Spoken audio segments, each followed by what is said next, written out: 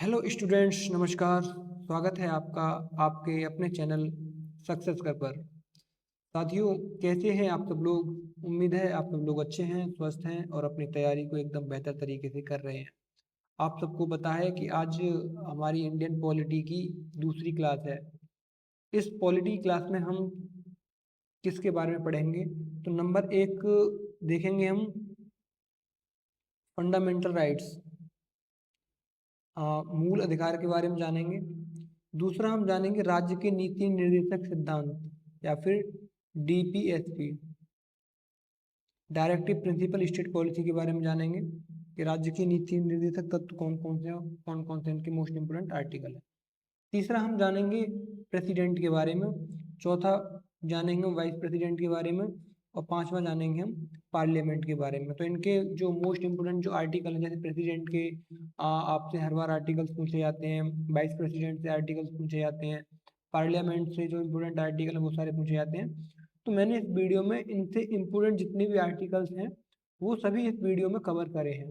इसी हिसाब से जो फंडामेंटल राइट्स की, डीपीएसपी की जितने भी इम्पोर्टेंट आर्टिकल हैं वो मैंने आपको इस वीडियो में कवर करा दिए हैं। बस आपको पूरा वीडियो ध्यान से देखना है और जो आर्टिकल आपको नहीं पता हो वो आपको नोट कर लेना है और उसे बार बार रिवीजन करना है। अगर आप इस वीडियो का पीडीएफ भी चाहते हैं तो हमारे टेलीग्राम चैनल से इस वीडियो का पीडीएफ भी आप ले सकते हैं। टेलीग्राम चैनल है हमारा सक्सेस कर। इस चैनल पर जाके आप टेलीग्राम पर सर्च करेंगे, चैनल आ जाएगा। इस तरीके का आपको लोगो दिखा हुआ दिखेगा, तो यहाँ से आप ज्वाइन कर सकते हैं। तो चलिए, आपका बिना समय गवाए शुरू करते हैं अपने लेक्चर को और आप जानेंगे हम फंडामेंटल राइट्स के बारे में। तो देखिए, क्वेश्चन के थ्रू स्टार्ट करेंगे और उसके बाद पूरी जो इसकी बेसिक डिटेल होती है उन सब के बारे में हम एकदम अच्छे से जानेंगे। तो चलिए स्टार्ट करते हैं। देखो, फंडामेंटल राइट्स या फिर मौलिक अधिकार। तो हमारे मौलिक अधिकार, तो देखिए क्वेश्चन क्या कह रहा है हमारा पहला, कि भारतीय संविधान में मौलिक अधिकार किस भाग में दिए गए हैं। जो हमारा मौलिक अधिकार है हमारे, है ना, फंडामेंटल राइट्स जो हैं, ये पूछ रहा है कि हमारे संविधान के किस भाग में है। मैंने आपको पिछली वीडियो में बताया था टोटल संविधान में कितने भाग हैं। टोटल संविधान में 22 भाग हैं। इन 22 भाग में से फंडामेंटल राइट्स का किस आर्टिकल में किस सेक्शन में जिक्र किया गया है वो आपको बताना है। तो टोटल हमारे जो फंडामेंटल राइट्स कितने हैं टोटल वर्तमान में कुल 6 हमारे मूल अधिकार हैं। कितने मूल अधिकार है हमारे? 6 मूल अधिकार है। इसके आर्टिकल कहाँ कहाँ से हैं? तो ये है अनुच्छेद या फिर आर्टिकल 12 से 35 तक। आर्टिकल 12 से 35 तक हमारे क्या है? फंडामेंटल राइट्स के बारे में हमें बताया गया है। और संविधान के किस भाग में है ये संविधान के भाग 3 में। इसका सही आंसर क्या हो जाएगा? भाग 3 इसका सही आंसर हो जाएगा। तो संविधान के भारतीय संविधान में मौलिक अधिकार किस भाग में दिए गए हैं? तो संविधान के भाग 3 में और आर्टिकल आर्टिकल 12 से 35 तक इनका जिक्र किया गया है हमारे भारतीय संविधान में। चलिए अगले क्वेश्चन पे चलते हैं। अगला क्वेश्चन हमारा, कि जीवन और व्यक्तिगत स्वतंत्रता का अधिकार संविधान के किस अनुच्छेद में है। मोस्ट इंपोर्टेंट क्वेश्चन है, ये आपसे बार बार एग्जाम में पूछा जाता है कि जो पर्सनल लिबर्टी है वो संविधान के किस आर्टिकल में है। लाइफ एंड पर्सनल लिबर्टी संविधान के किस आर्टिकल में है वो बताना है आपको। तो देखो, इसका सही आंसर क्या हो जाएगा? इसका सही आंसर हो जाएगा आर्टिकल 21, है ना। इसका सही आंसर क्या है? Article 21। Life and personal liberty हमारे संविधान के किस आर्टिकल में है? तो वो है आर्टिकल 21 में। अगला क्वेश्चन है हमारा, कि आपातकाल के दौरान मौलिक अधिकारों को निलंबन करने की शक्ति किसके पास होती है। तो बताइए, जो आपातकाल है, इमरजेंसी, ड्यूरिंग द इमरजेंसी, जो हमारे फंडामेंटल राइट्स हैं उनको निलंबित कौन करता है, सस्पेंड कौन करता है, ऐसी पावर किसके पास है। ऑप्शन है हमारा, पहला ऑप्शन क्या है हमारा? प्रेसिडेंट, दूसरा प्रधानमंत्री, चौथा तीसरा मुख्यमंत्री और चौथा क्या है? पार्लियामेंट। तो इसका सही आंसर क्या है? कि जो ड्यूरिंग दी इमरजेंसी जो हमारे फंडामेंटल राइट्स हैं इनको कौन सस्पेंड करता है। तो इसका सही आंसर हमारे जो राष्ट्रपति हैं हमारे मूल अधिकारों को आपातकाल के दौरान निलंबित करते हैं। तो इसका सही आंसर क्या हो जाएगा? प्रेसिडेंट। ये मोस्ट इंपोर्टेंट क्वेश्चन है जो आपको इस बार कांस्टेबल में शायद देखने को मिल सकते हैं, या मतलब बहुत ही चांस है ऐसे क्वेश्चन के आने के। अब मैं आपके लिए पूरे आर्टिकल्स एक बार विस्तार से समझा दूं कि कौन कौन से आर्टिकल में क्या क्या लिखा हुआ है। तो देखिए, जो हमारा संविधान का भाग 3 है, मैंने अभी आपसे क्वेश्चन बताया था कि जो संविधान का भाग 3 है, अनुच्छेद 12 से 35 तक दिया गया है। कहाँ से कहाँ तक? अनुच्छेद 12 से 35 तक नागरिकों के मौलिक अधिकार का वर्णन किया गया है। इन्हें भारत का मैग्ना कार्टा भी कहा जाता है। आपको याद रखना है कि हमारे संविधान में किस भाग को मैग्ना कार्टा कहा जाता है, तो वो है भाग 3 को। हम इसको क्या कहते हैं? इसे संविधान में संविधान का भारत का मैग्ना कार्टा कहा जाता है। इसके बाद देखिए, वर्तमान में भारतीय नागरिकों को कुल 6 मौलिक अधिकार दिए गए हैं। तो आपको याद रखना है कि हमारे संविधान में टोटल कितने मौलिक अधिकार हैं? तो कुल 6 मौलिक अधिकार हैं। पहले क्या थे? पहले 7 मौलिक अधिकार थे, लेकिन जो संपत्ति का अधिकार है, संपत्ति के अधिकार को हटा दिया गया था। आपको बताना है कि किस संविधान संशोधन के द्वारा हमने संविधान जो संपत्ति का अधिकार है मौलिक अधिकारों से हटाकर विधि का अधिकार बना दिया गया था, किस संविधान संशोधन से। तो ये आपको कमेंट बॉक्स में बताना है। इसके बाद देखेंगे कि जो हमारा पहला मौलिक अधिकार है वो है राइट टू इक्वलिटी, या फिर समानता का अधिकार। क्या है पहला आर्टिकल हमारा? सॉरी, पहला मूल अधिकार क्या है हमारा? समानता का अधिकार। समानता का अधिकार कौन सा है? ये है आर्टिकल 14 से 18 तक हमारे जो समानता के अधिकार है उसका वर्णन किया गया है। यह अधिकार कानून, देखो यहाँ पढ़िए आप इस लाइन को कि ये क्यों है कि यह अधिकार क्या है? यह अधिकार कानून के समक्ष सभी की बराबरी सुनिश्चित करते हैं। यानी कि समानता का अधिकार हमारे लिए इसलिए दिया गया है ताकि समाज में सभी को बराबरी का मौका मिले, कोई बड़ा ना हो कोई छोटा ना हो। इस हिसाब से हमने मौलिक अधिकारों को बनाया गया, इसलिए यहाँ समानता का अधिकार दिया गया है। जैसे अनुच्छेद 14 क्या कहता है हमारा? अनुच्छेद 14 क्या कहता है कि कानून के समक्ष समता। जैसे चाहे कोई अमीर है चाहे कोई गरीब है, उन सबके लिए कानून समान है, ऐसा हमारे किस आर्टिकल में बताया गया है? तो वो बताया गया है अनुच्छेद 14 में। मोस्ट इंपोर्टेंट आर्टिकल क्या है? अनुच्छेद 14 क्या है? इसमें कानून के समक्ष समता है ना, कानून सबके लिए बराबर है, चाहे वो किसी भी वर्ग का व्यक्ति हो, उन सबके लिए कानून समान है। इसके बाद देखिए अनुच्छेद 15। अनुच्छेद 15 क्या कहता है कि धर्म, मूलवंश, जाति, लिंग या जन्म स्थान के आधार पर भेदभाव का निषेध।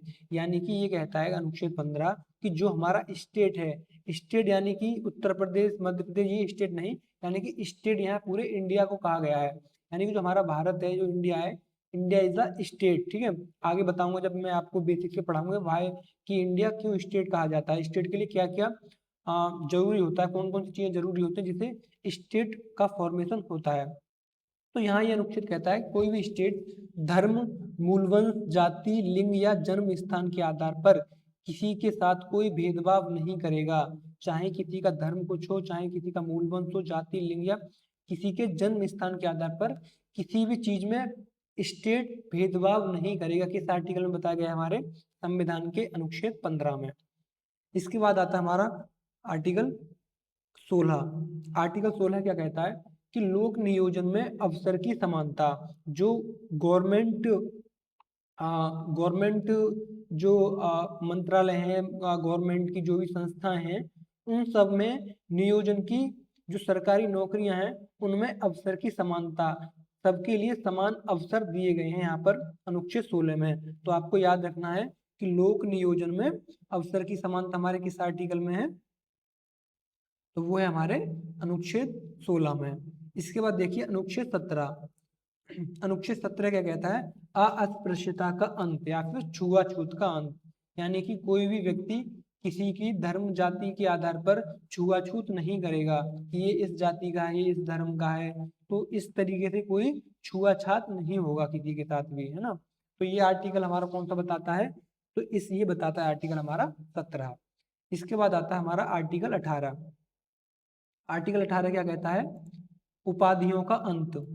आर्टिकल 18 क्या कहता है? उपाधियों का अंत। यानी कि ये आर्टिकल कहता है हमारा कि शिक्षा को और सेना, कौन कौन सी आपको याद रखनी है? शिक्षा, और सेना, यानी शिक्षा और सेना में को छोड़कर किसी भी वर्ग में, किसी भी फील्ड में आपको उपाधि प्रदान नहीं की जाएगी। सिर्फ आपको शिक्षा में और सेना में, ये सेना में एडमिरल करके कुछ इस तरीके से पोस्ट होती हैं, तो वो अपने नाम के आगे सरनेम इसमें ऐड कर सकते हैं। इसी तरीके से जो शिक्षा होती है, जैसे कोई पीएचडी करता है तो वो अपने नाम के आगे डॉक्टर ऐड कर सकता है ना। तो इन दोनों क्षेत्रों में ही आप अपनी उपाधियों का यूज कर सकते हैं। इसके अलावा आप किसी भी पद पर अपनी उपाधियों को सामने नहीं ला सकते कि मेरी ये उपाधि है इसलिए मुझे अलग ट्रीटमेंट मिलना चाहिए। तो ये क्या है, समानता के अधिकार में ही आता है, क्योंकि ये भेदभाव से बचाता है। इसीलिए क्या है कि किसी भी क्षेत्र में आपको उपाधि नहीं दी जाएगी सिवाय शिक्षा और सेना के अलावा। तो हमारे किस आर्टिकल में बताया गया है, तो ये बताया गया हमारे आर्टिकल 18 में। इसके बाद हमारा दूसरा जो अधिकार है वो स्वतंत्रता का अधिकार, राइट टू फ्रीडम। दूसरा क्या है हमारा, स्वतंत्रता का अधिकार। तो स्वतंत्रता का जो अधिकार है ये हमारे अनुच्छेद 19 से 22 तक बताया गया है। यह अनुच्छेद स्वतंत्रता की सुरक्षा प्रदान करता है कि हमारे पास कितनी स्वतंत्रता है। तो देखिए आर्टिकल 19 क्या कहता है यहाँ पर हमारा, आर्टिकल 19 कहता है कि विचार और अभिव्यक्ति की स्वतंत्रता, इसमें प्रेस की स्वतंत्रता भी शामिल है। जो आर्टिकल हमारा 19 है, हमें यहाँ पर क्या है, 6 प्रकार की स्वतंत्रता दी गई है। आपको याद रखना है कौन कितने प्रकार की, 6 प्रकार की स्वतंत्रता आपको यहाँ पर आर्टिकल 19 में दी गई है। जैसे विचार की स्वतंत्रता, अभिव्यक्ति की स्वतंत्रता, कहीं भी घूमने की स्वतंत्रता, पूरे इंडिया में कहीं भी बसने की स्वतंत्रता, कोई भी व्यवसाय करने की स्वतंत्रता। तो इस तरीके की टोटल कितनी स्वतंत्रता दी गई हमारे आर्टिकल 19 में, तो टोटल 6 प्रकार की हमारे स्वतंत्रता दी गई है। इसके बाद आता है अनुच्छेद 20।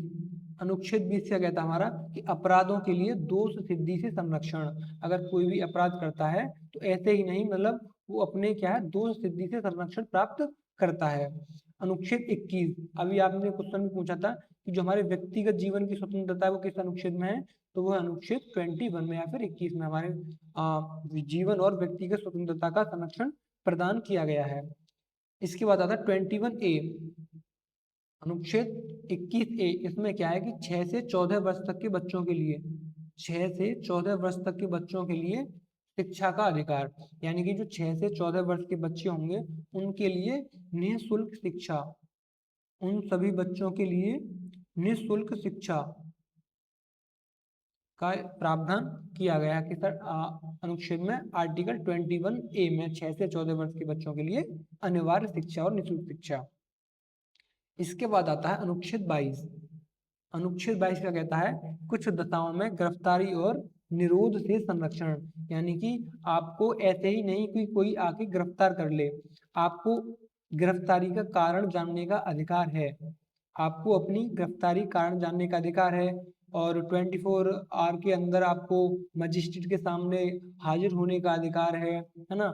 और आपको निरोध से संरक्षण है कि आपको ऐसा नहीं कि कोई भी आके जबरदस्ती आपको अपने अंडर में ले ले। तो ये इन सबसे जो हमारे लिए अधिकार दिया गया है, तो इन सबसे स्वतंत्रता के लिए कौन सा अधिकार है, तो अनुच्छेद 22 हमारा क्या है, कुछ दशाओं में गिरफ्तारियों और निरोध से संरक्षण प्रदान करता है। इसके बाद 24 उसके बाद क्या है हमारा जो मूल अधिकार है, मूल अधिकार नंबर 3। मूल अधिकार नंबर 3 में क्या आता है कि शोषण के विरुद्ध अधिकार, राइट अगेंस्ट एक्सप्लॉइटेशन। तो शोषण के विरुद्ध अधिकार जो हमारा आर्टिकल है, आपको याद रखना है आर्टिकल 23 से 24 तक हमारे आर्टिकल दिए गए हैं शोषण के विरुद्ध अधिकार का। यह अधिकार कमजोर वर्गों को शोषण से बचाता है, जो कमजोर वर्ग के लोग हैं उनका शोषण ना हो, इसके लिए ये हमारा मौलिक अधिकार दिया गया है। तो देखिए अनुच्छेद 23 क्या कहता है हमारा, अनुच्छेद 23 का कहता है कि मानव तस्करी और जबरन श्रम, मानव तस्करी और जबरन श्रम या बेगारी पर रोक। यानी कि क्या है, 23 जो मानव तस्करी है उसको हम मानव तस्करी नहीं कर सकते हैं, और किसी पर जबरन हम मजदूरी या बेगारी नहीं करा सकते हैं, जबरदस्ती हम किसी पर काम नहीं करा सकते हैं, किसके थ्रू, आर्टिकल अनुच्छेद के थ्रू। इसके बाद आता है आर्टिकल 24। आर्टिकल 24 का कहता है कि कारखानों आदि में बालकों 14 वर्ष से कम के नियोजन पर रोक। अगर किसी भी कारखाने में किसी भी काम पर किसी भी होटल पर, है ना, तो यहाँ पर अगर कोई बच्चा 14 वर्ष से कम आयु का है, अगर वो काम करता है तो वो अनुच्छेद 24 के थ्रू क्या है, सुप्रीम कोर्ट जा सकता है ना। तो क्या है, कारखानों आदि में बालकों जो 14 वर्ष से कम है, नियोजन पर रोक है। ये 14 वर्ष से कम का कोई भी बच्चा किसी भी कारखाने में कार्य नहीं कर सकता है। तो ये है शोषण के विरुद्ध अधिकार, अनुच्छेद क्या है, आर्टिकल 23 से 24। इसके बाद आता है धर्म की स्वतंत्रता का अधिकार। ठीक है, क्या है, right to freedom of religion. क्या, right to freedom of religion, धर्म की स्वतंत्रता का अधिकार हमारा चौथा मौलिक अधिकार है। इसका आर्टिकल क्या है, तो यह 25 से 28 तक दिया गया है। कौन सा, धर्म की स्वतंत्रता का अधिकार, अनुच्छेद 25 से 28 तक। यह क्या है कि भारत एक धर्मनिरपेक्ष राष्ट्र है, इसीलिए यहाँ सभी को अपने धर्म को मानने की आजादी है। क्या है, भारत क्या है, भारत का कोई अपना धर्म नहीं है, ये सभी धर्मों के लिए बराबर ही कार्य करेगा। ऐसा नहीं कि किसी एक विशेष धर्म के लिए राज्य काम करेगा या फिर भारत काम करेगा।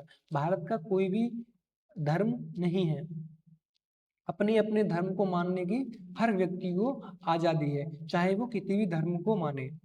तो देखिए अनुच्छेद 25 का क्या कहता है यहाँ पर, अनुच्छेद 25 का कहता है कि अंतःकरण और धर्म की अबाध रूप से मानने, आचरण और प्रचार करने की स्वतंत्रता। यानी कि आप किसी भी धर्म से हों, आप किसी भी धर्म को अपने आप से मान सकते हैं, उसका प्रचार प्रसार भी कर सकते हैं आप।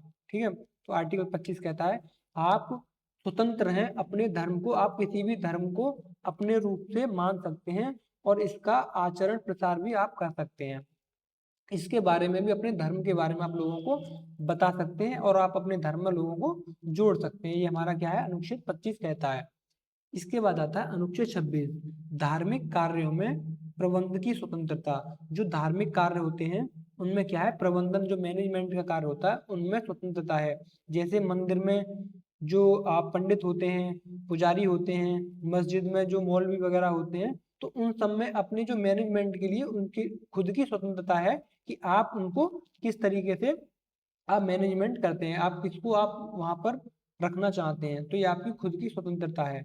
किस कौन से आर्टिकल में, अनुच्छेद 25-26 में, धार्मिक कार्यों के प्रबंधन की स्वतंत्रता। इसके बाद आता है अनुच्छेद 27।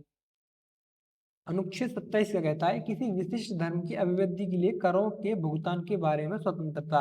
यानी कि आपके पास कोई जबरदस्ती नहीं कर सकता कि हमें इस धर्म के लिए, कि हम कोई मस्जिद बना रहे हैं या मस्जिद बना रहे हैं तो इसके लिए आप हमारे लिए कुछ टैक्स दें, हम आपसे टैक्स ले रहे हैं तो आपको टैक्स नहीं देना है। ये आर्टिकल हमारा 27 बताता है कि आपसे इस तरीके का कोई भी टैक्स राज्य वसूल नहीं करेगा। इनफैक्ट कोई भी आपसे किसी भी तरीके का धर्म के नाम पर कोई टैक्स वसूल नहीं करेगा। तो कौन सा आर्टिकल बताता है, तो आर्टिकल 27 हमें इसके बारे में बताता है। इसके बाद आता है आर्टिकल नंबर 28। आर्टिकल नंबर 28 या फिर 28 कहता है कि शिक्षा संस्थानों में धार्मिक या धार्मिक उपासना में उपस्थित होने के बारे में स्वतंत्रता। यानी कि जो शिक्षण संस्थान होते हैं उसमें क्या है कि आप धर्म की शिक्षा दे सकते हैं, धर्म के बारे में बता सकते हैं और उपस्थित होने के लिए आप बता सकते हैं कि देखो कुछ जो शिक्षण संस्थान होते हैं वो कई प्रकार के होते हैं। जैसे आपने मदरसा सुने होंगे, आपने गुरुकुल सुने होंगे, आपने सरकारी स्कूल सुने होंगे, आपने प्राइवेट स्कूल सुने होंगे। तो इन सब में अलग अलग एलिजिबिलिटी होती है कि जैसे जो धार्मिक इंस्टीट्यूशन होते हैं जैसे गुरुकुल वगैरह होते हैं उसमें आप धर्म की शिक्षा दे सकते हैं। लेकिन जो आपके गवर्नमेंट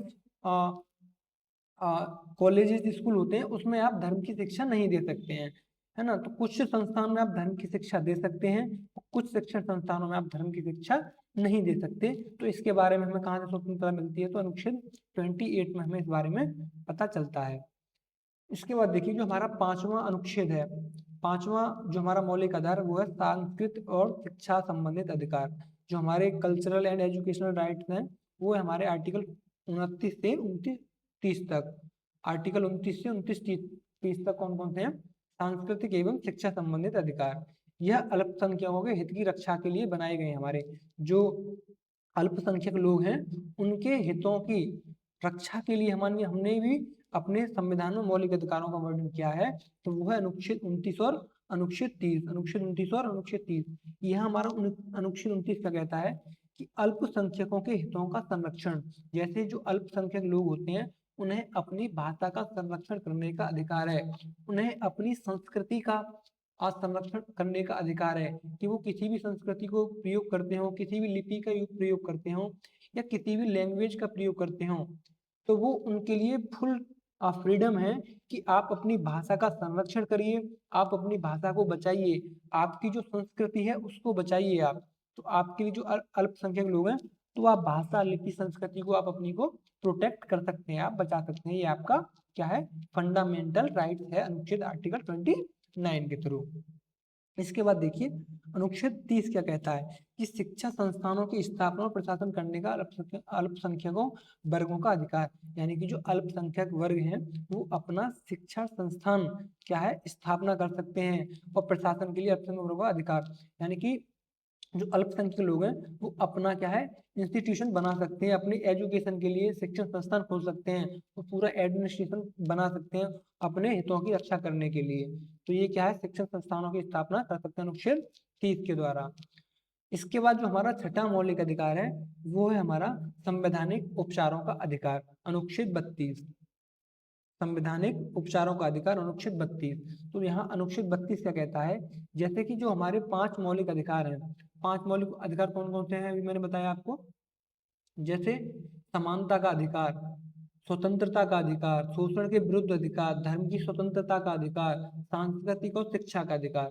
अगर इनमें से किसी का हनन होता है किसी भी कारण पर तो आप अनुच्छेद 32 के द्वारा, आप सीधे अनुच्छेद 32 के द्वारा सुप्रीम कोर्ट जा सकते हैं कि आपके किसी भी अगर मौलिक अधिकार का उल्लंघन होता है किसी भी तरीके से, आपको किसी फोर्सफुल तरीके से कोई आपके मौलिक अधिकारों को छीनना चाह रहा है, तो आप अनुच्छेद 32 के द्वारा सीधे सुप्रीम कोर्ट जा सकते हैं और आपका सुप्रीम कोर्ट इस बात को सुनेगा कि कौन आपके मौलिक अधिकारों का हनन कर रहा है।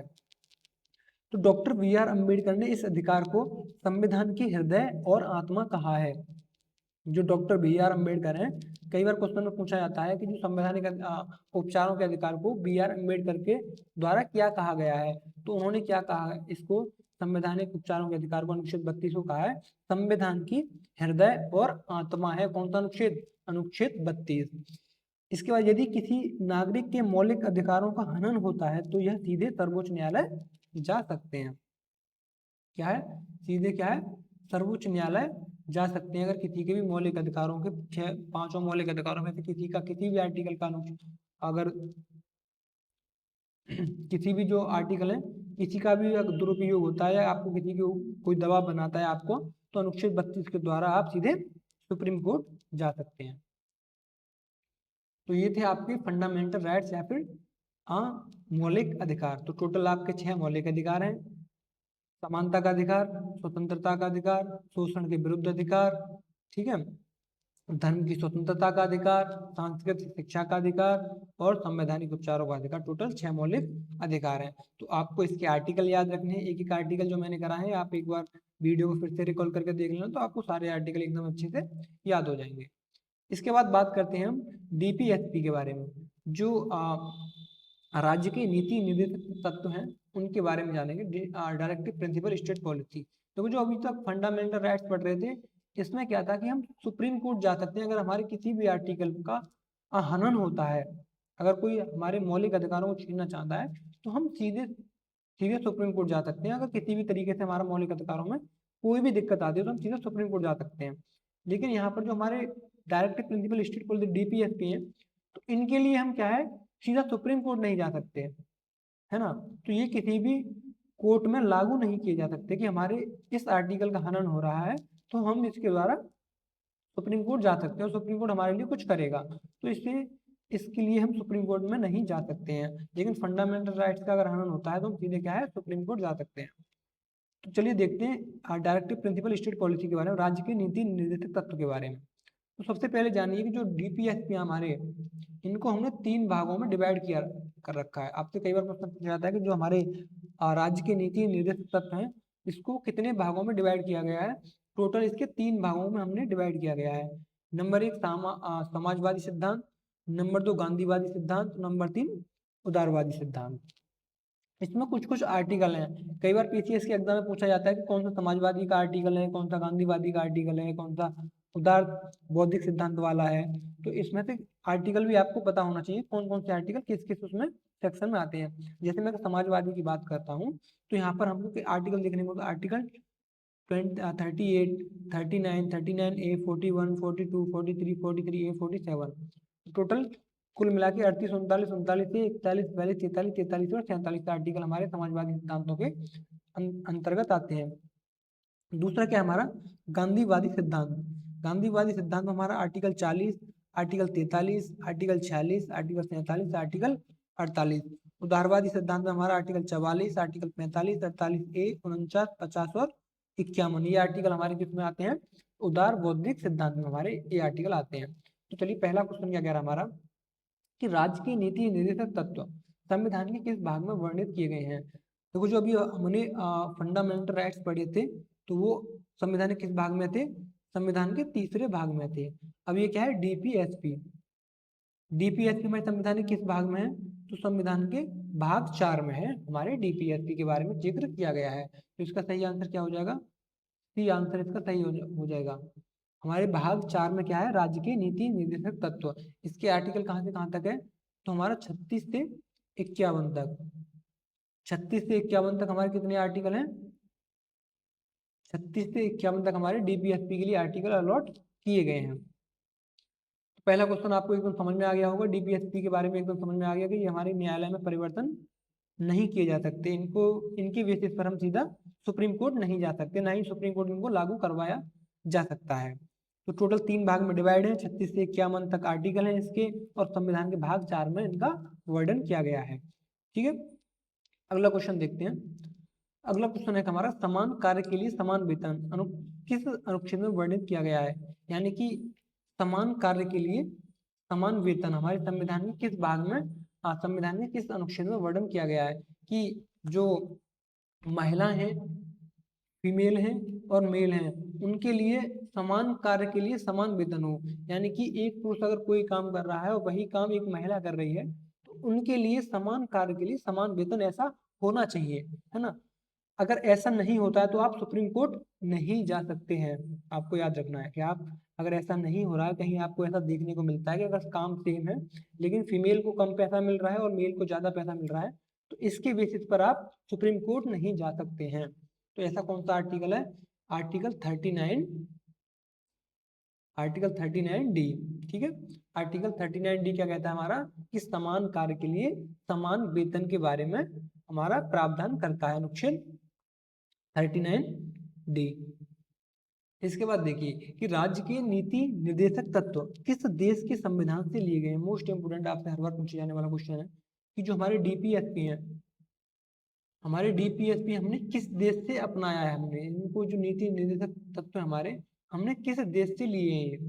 तो बताइए, अमेरिका से, कनाडा से, ऑस्ट्रेलिया से या फिर आयरलैंड से। तो इसका सही आंसर क्या हो जाएगा कि हमने जो डीपीएसपी को कहाँ से अपनाया है, तो हमने आयरलैंड के संविधान से डीपीएसपी को अपनाया है ना। तो हमने जो नीति निर्देशक तत्व है हमने कहाँ से अपनाया है, तो इनको अपनाया हमने आयरलैंड के संविधान से। तो इसके जो मोस्ट इंपोर्टेंट आर्टिकल हैं, मैंने अभी आपको बताया था टोटल कितने आर्टिकल हैं कहाँ से कहाँ तक, तो आर्टिकल 36 से 51 तक, आर्टिकल 36 से 51 तक आपके टोटल किस भाग में आर्टिकल है, भाग नंबर 4 में, और डीपीएसपी राज्य के नीति निर्देशक तत्व। तो देखिए अनुच्छेद नंबर 36 देखिए आप, अनुच्छेद नंबर 36 क्या कहता है, इसमें क्या है, राज्य की परिभाषा के बारे में बताता है कि राज्य क्या होगा। किसके बारे में बताता है, ये राज्य की परिभाषा के बारे में हमारे लिए बताता है। बहुत ज्यादा मोस्ट इंपोर्टेंट आर्टिकल नहीं है, बस आपको ये याद रखना है कि राज्य की परिभाषा हमारे संविधान के राज्य के नीति निर्देशक तत्व के लिए राज्य की परिभाषा 36 है। आप देखो कुछ आपका डाउट क्लियर करो, एक आर्टिकल 12 है और एक आर्टिकल 36 है। आपको ये यहाँ देखना है, ये फंडामेंटल राइट्स के लिए स्टेट की परिभाषा है और ये क्या है, डीपीएसपी के लिए। दोनों में है राज्य की परिभाषा कि राज्य क्या होगा, राज्य कैसे के, राज्य का फॉर्मेशन किस किस हिसाब से होगा, किस तरीके से राज्य का फॉर्मेशन होगा। डीपीएसपी के लिए किस तरीके से फॉर्मेशन होगा राज्य का, तो भी ये डिसाइड कौन करेगा, आर्टिकल 36 डिसाइड करेगा। और फंडामेंटल राइट्स के लिए राज्य का फॉर्मेशन कैसा होगा, वो आर्टिकल 12 डिसाइड करेगा। तो आपको आर्टिकल 12 और आर्टिकल 36 याद रखना है, ठीक है। तो आपको 36 समझ में आएगा, राज्य की परिभाषा के बारे में बताता है डीपीएसपी के लिए। इसके बाद आता है अनुच्छेद 37। अनुच्छेद 37 क्या कहता है हमारा, कि नीति निर्देशक तत्व न्यायालय द्वारा लागू नहीं होंगे। देखो अभी वही मैंने बताई थी कि ये जो आर्टिकल हमारे नीति निर्देशक तत्व के जो जितने भी आर्टिकल हमारे, ये किसी भी न्यायालय में लागू नहीं होंगे, है ना। लेकिन प्रशासन के लिए अगर सरकार कोई पॉलिसी बनाती है हमारी, चाहे स्टेट गवर्नमेंट हो चाहे सेंट्रल गवर्नमेंट हो, अगर सरकार हमारी कोई पॉलिसी बना रही है तो उसका मेन उद्देश्य ये है कि वो डीपीएसपी को ध्यान में रख करके अपनी पॉलिसीज बनाए, है ना। तो क्या है, लेकिन शासन के लिए क्या है, बहुत ही इंपॉर्टेंट है ये शासन के लिए, क्योंकि अगर कोई भी पॉलिसी बनाता है शासन तो हमेशा वो डीपीएसपी को देखकर ही बनाता है। और दूसरी बात याद रखनी है कि हमारे किसी भी न्यायालय में लागू नहीं है आर्टिकल 37 के थ्रू। अनुच्छेद 37 में द्वारा हमारे जो नीति निर्देशक तत्व किसी भी न्यायालय में लागू नहीं है। अनुच्छेद 38। अनुच्छेद 38 कहता है कि सामाजिक, आर्थिक और राजनीतिक न्याय पर आधारित व्यवस्था स्थापित करना। यानी कि 38 कहता है कि जो सामाजिक न्याय है, आर्थिक न्याय और राजनीतिक न्याय पर व्यवस्था स्थापित करना हमारा क्या है, एक डीपीएसपी या फिर राज्य की नीति निर्देशक तत्व के अंतर्गत आता है अनुच्छेद 38 के थ्रू। इसके बाद देखिए अनुच्छेद 39 39। आर्टिकल 39 क्या कहता है, राज्य की नीति के कुछ विशेष सिद्धांत। राज्य की नीति के लिए कुछ विशेष सिद्धांत है, जैसे पुरुष और महिला को समान अधिकार होने चाहिए। अनुच्छेद 39 क्या कह रहा है, पुरुष और महिला के लिए समान अधिकार, समान कार्य के लिए समान वेतन, धन का एक समान वितरण और बच्चों एवं श्रमिकों की सुरक्षा। तो आर्टिकल 39 कई चीजों को कहता है, जैसे पुरुष और महिला को एक समान अधिकार होने चाहिए, धन का एक समान धन का समान वितरण होना चाहिए। ऐसा नहीं कि एक व्यक्ति के पास सारा धन ही चला जाए, बाकी सब लोग गरीब रहें, ऐसा नहीं हो सकता। लेकिन इस चीज को लेकर हम सुप्रीम कोर्ट तो नहीं जा सकते, क्योंकि न्यायालय में ये चीजें लागू नहीं है, ना ही न्यायालय इसको लागू करवा सकता है। लेकिन हमारे नीति निर्देशक तत्वों में लिखा हुआ है इसके बारे में कि किसी के पास भी पूरा धन इकट्ठा, किसी एक व्यक्ति के पास ही पूरा धन इकट्ठा नहीं होना चाहिए। इसी तरीके से बच्चों और श्रमिकों जो श्रमिक है हमारे, उनकी सुरक्षा के लिए भी हमारा आर्टिकल 39 प्रावधान करता है। आर्टिकल 39A ये कहता है हमारा, article 39A most important article है, आर्टिकल 39A।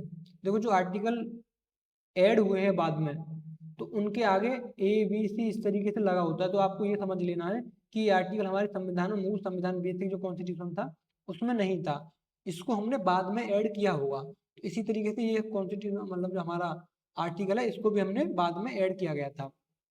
तो 39A में क्या क्या लिखा है, इसमें क्या, समान न्याय और निःशुल्क विधिक सहायता, कि सभी के लिए क्या है, समान न्याय होना चाहिए, सभी के लिए समान न्याय होना चाहिए और सभी, और निःशुल्क विधिक सहायता। अगर किसी व्यक्ति के पास किसी कोर्ट में लड़ने के लिए, अपना जो पक्ष रखने के लिए किसी भी तरीके से फाइनेंशियली वो वकील हायर कर नहीं पा, अपना जो एडवोकेट वगैरह है उनको हायर नहीं कर पाते हैं, तो उनके लिए क्या है, गवर्नमेंट अपनी तरफ से एडवोकेट वकील देती है, तो उनके लिए क्या, निःशुल्क विधिक सहायता प्रदान करती है हमारे आर्टिकल 39 के थ्रू। इसके बाद आता है हमारा आर्टिकल 40। आर्टिकल जो 40 हमारा अनुच्छेद 40 है, इसमें क्या है, ग्राम पंचायतों का गठन, ठीक है। तो जो आर्टिकल 40 हमारा क्या है, ग्राम पंचायतों के गठन के बारे में है। इसके बाद आर्टिकल 43 कर्मकारों के लिए निर्वाह मजदूरी और कुटीर उद्योगों को बढ़ावा देना। जो कर्मकार हैं उनके लिए निर्वाह मजदूरी, यानी कि उनके काम के हिसाब से उनके लिए मजदूरी मिले, और कुटीर उद्योग जो है हमारा उनको बढ़ावा दे, है ना। जो कुटीर उद्योग है उनको बढ़ावा दे और उनके काम के हिसाब से उनको वेतन मिलना चाहिए। इसके बाद आता है 43B। 43B क्या कहता है हमारा, कि सहकारी समितियों का प्रोत्साहन करना। जो कॉर्पोरेट सोसाइटीज होती हैं उनको क्या है, उनका प्रोत्साहन करना, कि ज्यादा से ज्यादा कॉर्पोरेट सोसाइटी हो, सहकारी समितियां हो। इसके बाद आता है मोस्ट इंपोर्टेंट आर्टिकल, आर्टिकल 44 या फिर 44, समान नागरिक संहिता, uniform civil code. Uniform civil code article हमारे किस में आता है, आर्टिकल 44 में हमारा यूनिफॉर्म सिविल कोड आता है। इसके बाद आता है 45, आर्टिकल 45 में क्या है, बालकों के लिए प्रारंभिक शिक्षा का प्रावधान। जो बच्चे होते हैं उनके लिए प्रारंभिक शिक्षा का प्रावधान हमारे आर्टिकल 45 में किया गया है। देखो जो मोस्ट इंपोर्टेंट आर्टिकल है वही मैं आपके लिए लेके आया हूँ, क्योंकि आपके एग्जाम के लिए बहुत ज्यादा समय बचा नहीं है, तो आपके लिए बस क्विक रिवीजन करना है अपना, आप बस जो सिलेबस है उसको एक नजर मारनी है बस फटाफट से, उसी तरीके से मैं आपके लिए आर्टिकल करा रहा हूँ जो मोस्ट इंपोर्टेंट है आने के लिए। इसके बाद देखिए आर्टिकल 48A, जो आर्टिकल 48 क्या कहता है कि पर्यावरण, वन एवं वन्यजीव संरक्षण के बारे में आप प्रावधान करता है। आर्टिकल 48A पर्यावरण, वन एवं वन्यजीव के बारे में हमारा प्रावधान करता है। इसके बाद आर्टिकल 50, आर्टिकल 50 क्या कहता है कि न्यायपालिका को कार्यपालिका से अलग करना, यानी कि जो न्यायपालिका है और जो कार्यपालिका है उनको दोनों को अलग, उनके कार्यों को अलग अलग करना हमारे आर्टिकल किस में आता है, तो ये आर्टिकल आता है हमारे अनुच्छेद 50 में। तो आपको टोटल आर्टिकल याद रखने हैं, ठीक है। तो आपको मैंने बता दिया पूरे डीपीएसपी के बारे में कितने भागों में डिवाइड है, तो टोटल 3 भागों में डीपीएसपी को डिवाइड किया गया है, समाजवादी सिद्धांत, गांधीवादी सिद्धांत और बौद्धिकवादी सिद्धांत। टोटल कितने आर्टिकल किस भाग में आते हैं, संविधान के भाग 4 में आते हैं, अनुच्छेद 36 से 51 तक इनका प्रावधान किया गया है।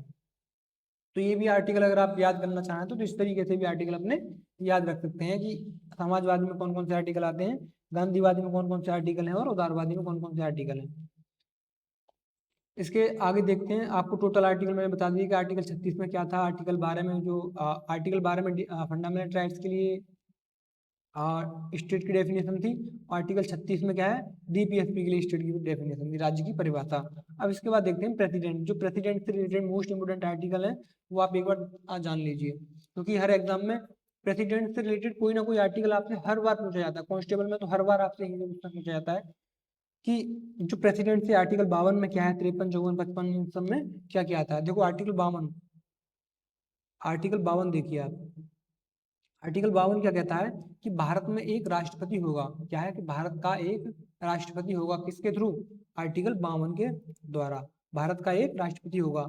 आर्टिकल 53, आर्टिकल 53 में कहता है संघ की कार्यपालिका शक्ति, जो यूनियन की जो कार्यपालिका शक्ति है वो क्या है, राष्ट्रपति के अंदर होगी।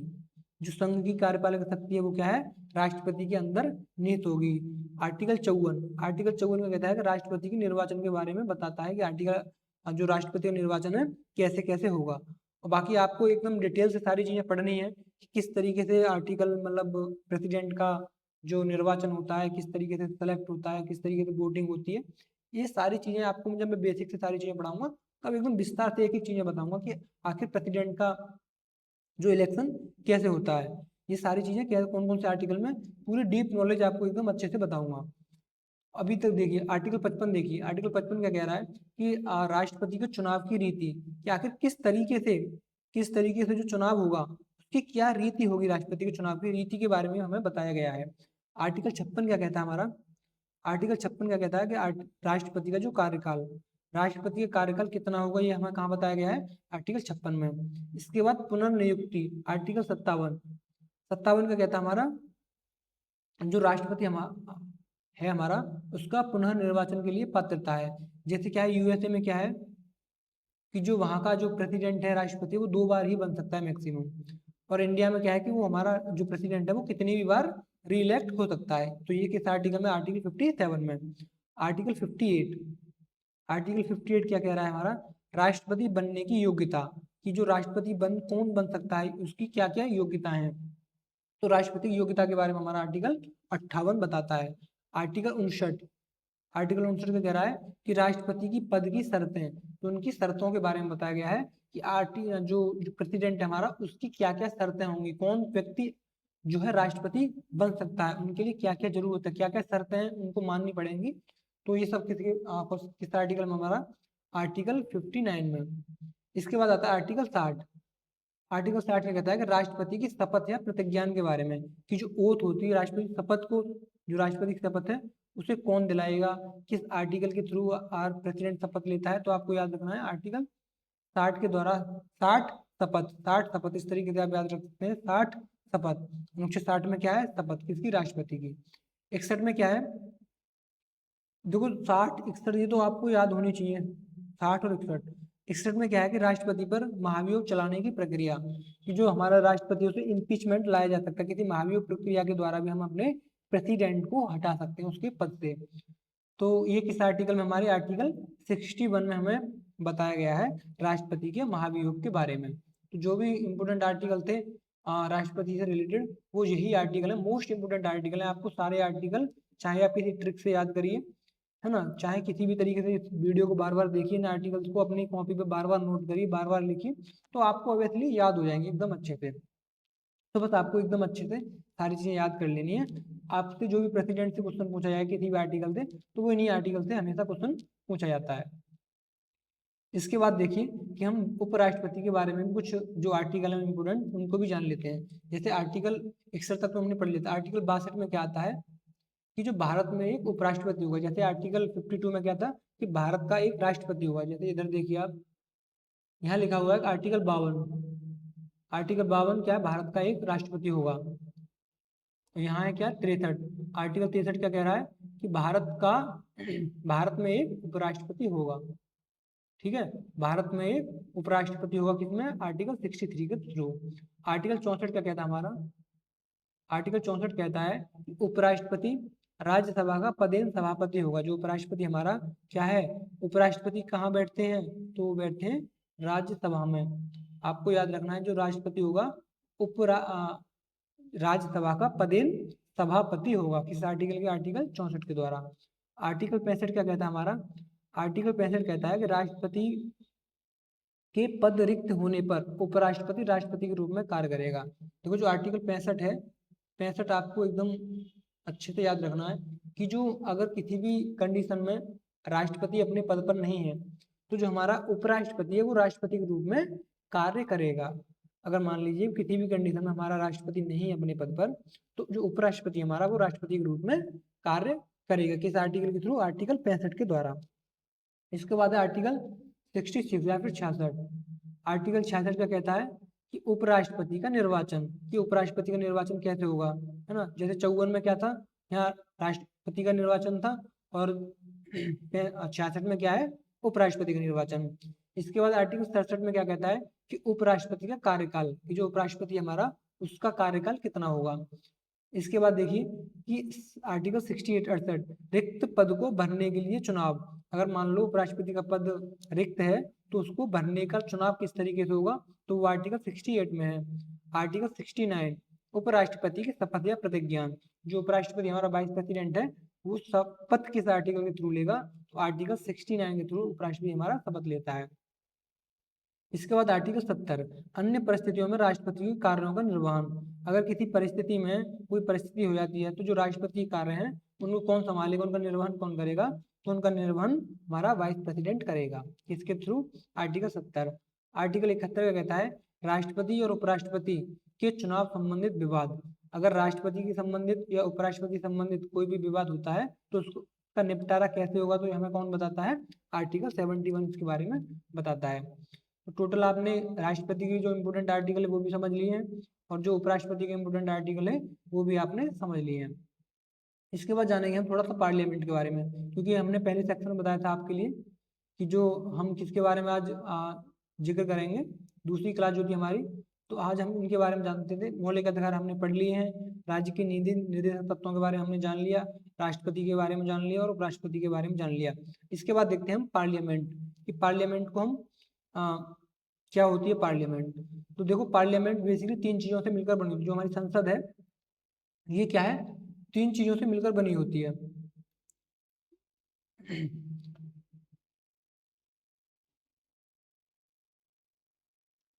देखो जो पार्लियामेंट है हमारी, इसमें 3 ऑर्गन हमको देखने को मिलते हैं, 3 बॉडी देखने को मिलती हैं।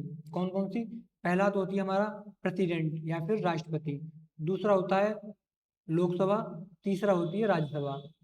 कौन कौन सी, लोकसभा, राज्यसभा और राष्ट्रपति। इन तीनों को मिला के हम क्या बोलते हैं, हम तीनों को मिला के ही हम पार्लियामेंट बोलते हैं। इन तीनों का मिक्सचर ही क्या है, वो है पार्लियामेंट या फिर संसद। तो संसद में हमको 2 सदन देखने को मिलते हैं। पहला सदन हमको देखने को मिलता है लोकसभा, आप सब लोग जानते हैं। दूसरा देखने को मिलता है हमको राज्यसभा। जो लोकसभा होता है इसे हम जनता द्वारा प्रत्यक्ष चुनाव होता है। इसमें जो हमारे जो सांसद लोग चुन के जाते हैं वो सीधे जनता के द्वारा इनका वोट होता है। क्या है ये लोकसभा, क्या है ये, इसको अस्थायी सदन बोलते हैं हम, अस्थायी। क्या है, इसको हम अस्थायी सदन बोलते हैं, किसको, लोकसभा को। और यही हम राज्यसभा को क्या है, हम स्थायी सदन बोलते हैं। राज्यसभा को क्या है, हम स्थायी सदस्य बोलते हैं। इसके जो अधिकतम मेंबर हैं, टोटल अधिकतम मेंबर कितने हैं इसके, तो 552 इसमें अधिकतम मेंबर हैं। और इनका कार्यकाल कितना होता है, तो 5 वर्ष के जो लोकसभा के जितने भी व्यक्ति होंगे, जितने भी सांसद होंगे, उनको हम 5 वर्ष के लिए चुनते हैं। और वहीं हम जो राज्यसभा होती है, उनके जो सदस्य होते हैं, उनके लिए हम 6 वर्ष के कार्यकाल के लिए चुनते हैं। यहाँ पर हम 5 वर्ष के कार्यकाल के लिए चुनते हैं और यहाँ पर हम 6 वर्ष के कार्यकाल के लिए इनको चुना जाता है। देखिए लोकसभा क्या है, अस्थायी सदन, और निम्न सदन भी हम इसको बोलते हैं, किसको, लोकसभा को। इसी तरह हम राज्यसभा को स्थायी सदन बोलते हैं और इसे क्या है, उच्च सदन भी बोलते हैं। इसके जो टोटल मेंबर हैं वो कितने हैं, 250 मेंबर है या फिर 250 मेंबर है। तो इसके जो मेंबर होते हैं हर दूसरे वर्ष, ये देखना आप, हर दूसरे वर्ष 1/3 सदस्य सेवानिवृत्त होते हैं। जो टोटल हर साल, हर दूसरे वर्ष 1/3 सदस्य इसके रिटायर होते हैं। लेकिन लोकसभा में क्या है, 5 वर्ष बाद लोकसभा का विघटन होता है। लेकिन इसमें राज्यसभा का क्या है, एक निरंतर चलने वाला सदन है। क्या है ये, निरंतर चलने वाला सदन है, इसका कभी भी विघटन या फिर भंग नहीं होता है। तो इसका क्या है, ये स्थायी सदन है। और यहीं पर क्या है, ये अस्थायी सदन है, क्योंकि इसका हर 5 साल बाद फिर से फॉर्मेशन होता है। लेकिन यहाँ क्या होता है कि हर दूसरे वर्ष 1/3 सदस्य अपने आप रिटायर होते चले जाते हैं इसमें। तो ये क्या है, निरंतर बॉडी काम करती रहती है। इसका जो कार्यकाल होता है 6 वर्ष का होता है और लोकसभा कार्यकाल 5 वर्ष का होता है। इसके बाद देखिए मोस्ट इंपोर्टेंट आर्टिकल, जैसे आर्टिकल 79 देखिए आप। आर्टिकल 79 क्या कहता है, संसद का गठन। कि आखिर संसद का गठन कैसे होगा। संसद में 3 ऑर्गन होते हैं, प्रेसिडेंट, लोकसभा और राज्यसभा। तो इसका गठन कैसे होगा हमारे आर्टिकल 79 में बताया गया है। इसके बाद आता है हमारा आर्टिकल 80 क्या, राज्यसभा की संरचना के बारे में हमें कहा होता है। राज्यसभा मतलब 80, राज्यसभा 80 में, लोकसभा 81 में। आर्टिकल 81 में क्या है, लोकसभा। आर्टिकल 80 में क्या आती है, राज्यसभा। आर्टिकल 79 में संसद का गठन। इसकी एक ट्रिक भी आती है, अगर आपको ट्रिक याद रखनी है, सरला 79, 80 और 81। सर से संसद, संसद का गठन, रा से राज्यसभा और ला से लोकसभा। तो इस तरीके से किसी ट्रिक के द्वारा भी आप ये याद रखते हैं, 79, 80, 81, 79, 80, 81, सर ला 79, 80, 81, संसद, राज्यसभा और लोकसभा। इसके बाद देखिए जनगणना के बाद परमिशन, परसीमन। जो परसीमन जो सीट का फॉर्मेशन होता है, किस राज्य से कितनी सीटें होंगी, तो उनका जो परसीमन होता है वो जनगणना के बाद होगा। तो किस आर्टिकल में बताया गया, हमारे आर्टिकल 82 में हमें बताया गया है परसीमन के बारे में। इसके बाद आता है आर्टिकल 83। आर्टिकल 83 क्या कहता है, संसद के सदनों की अवधि, कि लोकसभा की अवधि कितनी होगी, राज्यसभा की अवधि कितनी होगी। मैंने आपको पीछे बताया कि लोकसभा की अवधि 5 वर्ष की होती है और राज्यसभा की अवधि 6 वर्ष की होती है। इसके हर दूसरे वर्ष 1/3 सदस्य रिटायर होते हैं, किसके, राज्यसभा के। लेकिन जो लोकसभा होती है उसके 5 वर्ष बाद जो सदन है, जो सदस्य है वो क्या है, वो पूरी भंग होती है, फिर से उनका रिइलेक्शन होता है। इसके बाद आर्टिकल 84। आर्टिकल 84 क्या कहता है कि संसद सदस्य बनने की योग्यता। अगर आपको पार्लियामेंट का मेंबर बनना है, संसद का सदस्य बनना है, तो आपके लिए कौन सा आर्टिकल बताता है, तो आर्टिकल 84 बताया गया है। इसके लिए आपको योग्यता के बारे में बताया गया है कि किसी सांसद बनने के लिए आपको कौन कौन सी एलिजिबिलिटी आपके अंदर होनी चाहिए। इसके बाद देखिए आर्टिकल 85। आर्टिकल 85 कह रहा है संसद का सत्र बुलाना, कि संसद का सत्र जो बुलाते हैं तो उसका स्थगन कैसे होगा, विघटन कैसे होगा, कौन बुलाएगा। तो इसके बारे में कहाँ बताया गया है, आर्टिकल 85 के बारे में हमें बताया गया है कि संसद का सत्र, कौन 3 सत्र होते हैं टोटल संसद में, तो वो कैसे कैसे उसका फॉर्मेशन होगा। इसके बाद आता है आर्टिकल 86। 86 क्या है, राष्ट्रपति का संसद को संबोधन करने का अधिकार। जो राष्ट्रपति हमारा वो संसद का राष्ट्रपति का संबोधन करने का अधिकार, आर्टिकल 86। इसके बाद देखिए आर्टिकल 87, राष्ट्रपति का विशेष अभिभाषण। राष्ट्रपति के जो विशेष अभिभाषण है, हर साल क्या है, राष्ट्रपति एक अपना विशेष अभिभाषण देते हैं। तो उसके बारे में किस आर्टिकल में बताया गया है, आर्टिकल 87 के बारे में, राष्ट्रपति के विशेष अभिभाषण के बारे में बताया गया है आर्टिकल 87 में। इसके बाद देखिए आर्टिकल 100।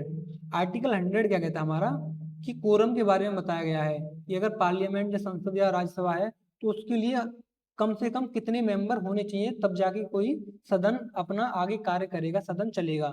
तो किस आर्टिकल में बताया गया, आर्टिकल 100 में, कि मतदान एवं गणपूर्ति कोरम के बारे में बताया गया है कि टोटल अगर कुल मेंबर का 1/10 कितना, अगर कुल मेंबर का 1/10 सदन में है, 1/10 सदस्य आए हुए हैं, मान लो 100 सदस्य हैं, अगर 10 सदस्य आए हुए हैं तो सदन चलेगा। तो ये किस आर्टिकल में बताया गया है, तो वो बताया गया है आर्टिकल 100 में गणपूर्ति के बारे में। इसके बाद आता है आर्टिकल 108, दोनों सदनों की संयुक्त बैठक। संयुक्त बैठक के बारे में हमें किस आर्टिकल में बताया गया है, तो आर्टिकल 108 के बारे में। इसके बाद आर्टिकल 109, मोस्ट इंपोर्टेंट आर्टिकल है सारे, 108, 109, 100, 110, तो ये मोस्ट इंपोर्टेंट आर्टिकल है इनके बारे में। कि धन विधेयक की विशेष प्रक्रिया, कि जो आर्टिकल 109 है, इसमें धन विधेयक के बारे में हमें बताया गया है। इसी तरीके से आर्टिकल 110 के बारे में क्या, 110 में क्या है, धन विधेयक की परिभाषा। 109 में धन विधेयक की विशेष प्रक्रिया की क्या प्रक्रिया होगी धन विधेयक की, और धन विधेयक की परिभाषा क्या है, वो आर्टिकल 110 में बताया गया है। इसके बाद आर्टिकल 112, इसमें क्या है, वार्षिक वित्तीय विवरण के बारे में बताया गया है। जो बजट होता है, हमें बजट के बारे में कहाँ बताया गया है, आर्टिकल 112 में। आर्टिकल 117 में क्या बताया है हमारे लिए, तो वित्त विधेयक के बारे में। धन विधेयक 110, वित्त विधेयक 117। तो ये मोस्ट इंपोर्टेंट आर्टिकल थे, किससे रिलेटेड, तो जो पार्लियामेंट से रिलेटेड जो मोस्ट इंपोर्टेंट आर्टिकल हैं वो सारे मैंने कवर करा दिए।